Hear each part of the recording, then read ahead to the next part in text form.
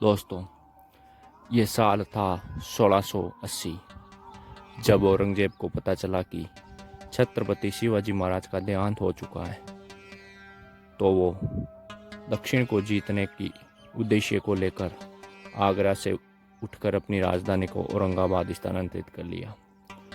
यहाँ से औरंगजेब को एक दिन निजामशाही और 2 दिन आदिलशाही को ख़त्म करने में लगे, जो इतने दिन छत्रपति शिवाजी महाराज की छत्रछाया में अपना राज्य चला रहे थे।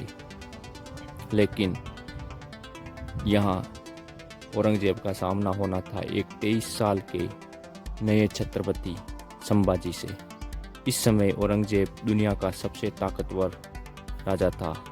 वो न सिर्फ विश्व के सबसे बड़े भूभाग पर राज कर रहा था, बल्कि उसके पास विश्व की सबसे बड़ी सेना, जो लगभग 5 लाख की थी, अपनी पूरी की पूरी सेना लेकर वो मराठा साम्राज्य को ध्वस्त करने के लिए अपनी राजधानी को औरंगाबाद स्थानांतरित कर चुका था।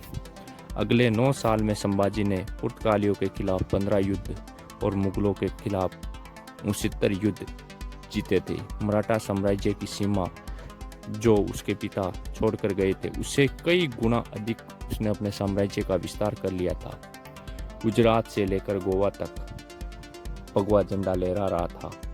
साल 1689 में अपने साले की गद्दारी से छत्रपति संभाजी अपने पुत्र व पत्नी सहित तीनों को बंदी बना लिया जाता है। औरंगजेब ने छत्रपति संभाजी को 2 रास्ते दिए। पहला रास्ता यह था कि उसका संपूर्ण मराठा साम्राज्य मुगलों को सौंप दिया जाए और दूसरा इस्लाम को स्वीकार कर लिया जाए। बंधक बने संभाजी का जवाब था, औरंगजेब यदि अपनी बेटी का निकाह मुझसे करवा दे तो भी मैं इस्लाम को कभी स्वीकार नहीं करूँगा।